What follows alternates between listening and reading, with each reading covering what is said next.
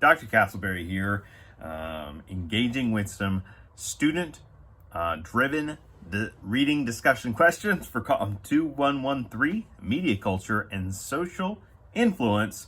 And I'm not alone here. I have some visual aids, some props to help me in my journey. Of course, I have the two readings that we're working through in throughout the course, but the only two we're looking at in week one: Media and Society, a critical perspective from Arthur Asa Berger. And this is not something we do in every course, but a double Asa Berger, if you will, messages, an introduction to communication. And hopefully you should be, there's plenty of distinction between these two books. They really are focused in two different directions. But for you eagle eyes, for you detectives out there, we know some of you appreciate detective stories, you will identify some conversational overlap between the author's thoughts at different points in time. Also, to aid me in my journey, especially with, I've got questions pulled up in front of me, digital questions. Historically, I love printing them out, scribbling all kinds of notes, giving myself reminders. And we're working on less and less printing and trying to be conscientious in that way. That being said, based on where the equipment's set up, it's a bit of a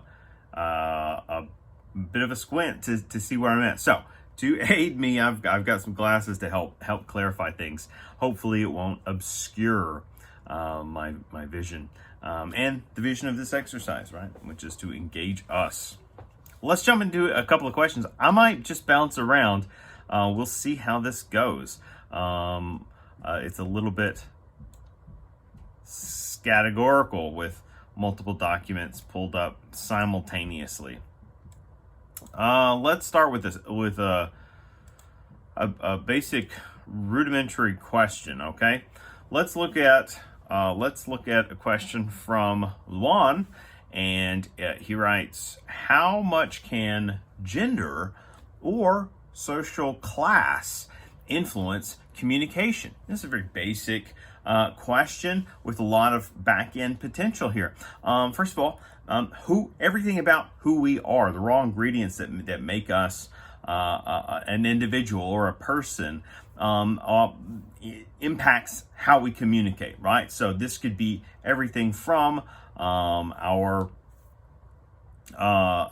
gender to our age, right? Where we fit in the life cycle, where we come from, our background, and it could be background. It could be a regional background. It could be a cultural background, and these are going to have little influences. They're going to influence how we communicate and what we communicate. All right. So if I grow up, if a person grows up, let's say in a large city versus let's just create a contrast here, small rural area.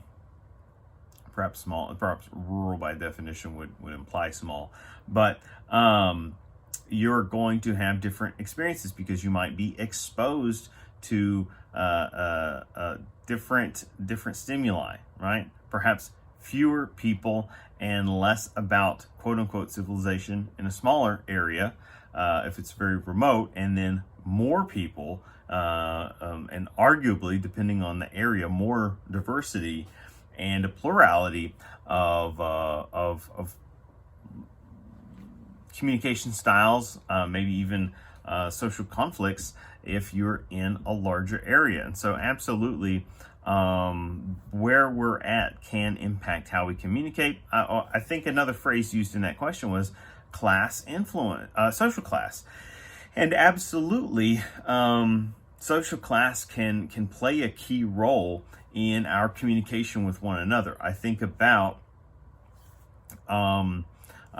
if we think about I'm going to use a phrasing popularized by Charles Dickens many years ago, the haves and the have-nots, right? Also, let's clarify. Like Karl Marx may have had a couple of things to write, to ponder on that topic, right? But but this idea that if we those that have less may have less access, and so if they have less access to certain tools, let's say communication tools, like mass communication tools, right? Mass media exposure, for example, then they are going to not have the same level of social influence. At the same time, someone could easily be maybe a mass communication broadcaster, and when they're occupying that position, maybe that profession, they have quite a reach with their communication tools. And yet there are plenty of people with a wide reach, maybe a wide readership or audience for particularly crafted messages, and they could just as easily have low to no influence directly within their community. That is to say, maybe if they are work driven at a more visible level, they may have fewer ties at a local level, maybe at a familial level. Okay, and so leadership comes in various forms and fashions, just as we see communication can kind of rise and fall based on certain strengths and weaknesses. Let's see. Speaking of news, we're going to be experimental here. I want to bounce around. Let me jump into a question laid out by Layla in week 1, and she asks, do you believe that certain news networks are biased, and is it easily represented as biased, or maybe presented, framed as biased? Well, let's talk about bias. All people possess certain biases, right? And so we can look at biases on 2 levels, and I think that will be helpful for us. First, we can understand that a bias is simply a predisposition that we might have. If we are more familiar with something, we're going to lean toward it in certain ways because we're more comfortable in that space, because it's what we know and it's what is familiar. Now, as we grow older, more experienced, more mature, what we know and how we live or the routines and rituals that shape what we think can develop into deeper impressions, right? What we could call cultural values. And when we have a set of cultural values that may be shared by those that are similar to us, that is closely linked to a big term that gets tossed around a lot in cultural studies, in communication studies, which is ideology, right? An ideology is essentially a value system shared by a group of people, and so on one level there are those biases that simply represent the way we are.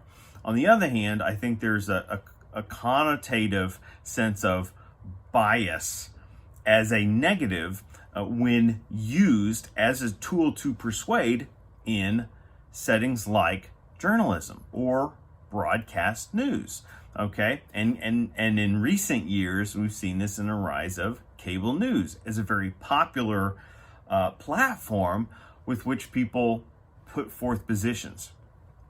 We're at a point where we've seen so much calamity. I think that's an apropos, an accurate descriptor. We've seen so much calamity on cable news specifically, but in other areas, maybe talk radio, maybe just in headlines and this and that, maybe amongst political figures, if you can think of one or more, there is a transparency that certain news organizations have developed cultures, leadership cultures that trickle down into the newsrooms, cultures that lean in certain political directions. All right, and so that's important to understand, right? It's important to comprehend. We could consider that a form of information literacy, knowing that biases exist in certain ways. And if we know that they exist while we are taking in that information, that there is that potential for us to be less easily swayed. Let's take that one step further and use a phrase like emotionally manipulated by news media. All right. And so where are we at today? I think we're at a place where a lot through the constant, like, not only reporting of news, but reporting on the reporting of news. We've been in those cycles, whether it's like satirical reporting on the reporting of news by shows like The Daily Show or The Colbert Report, or I don't know, late night talk shows, or, satirical comedic programs, or even the reporting of news by lots of mass media outlets, popular publications, right? It could be, I don't know, the New York Times, the Washington Post, it could be the LA Times, or whatever.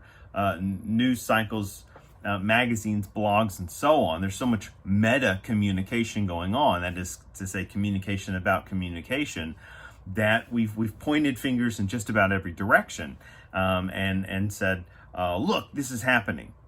Well, if we get to that place of understanding that that's going on, right, that there are these voices out there that are trying to speak truth to power, all right, which is a tenet that news journalism traditionally aspires to do, speak truth to power, which is why it's nicknamed the fourth estate.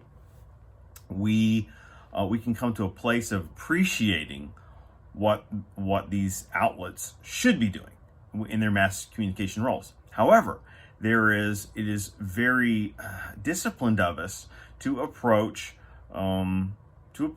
information we take in with a healthy a healthy dose of skepticism. And I want to softly use this term skepticism, because what I'm not saying is that finger pointing and wild accusations of unethical, if not immoral,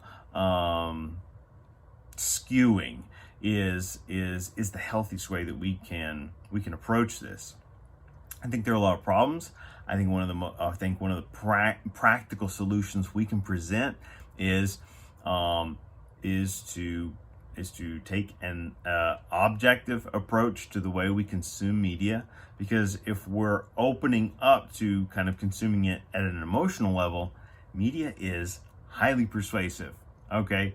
And we're going to get kind of wrapped up in the emotions of whether it's the storytelling habits or the way that certain maybe information is framed to stir the pot, to get us excited, maybe agitated, or maybe even like agreeing. We can be agreeing cheerfully, or we can be agreeing like angrily, and all of these are emotions, right? And so an objectivist way of approaching news media is to be able to take it in, despite the manner in which it's trying to present information, and then be able to weigh how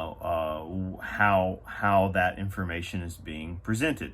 Wow, that sounds like a lot of work. I thought news was supposed to be simple. Just the facts, ma'am. I thought this information was supposed to be vetted and presented to us clearly, and so on.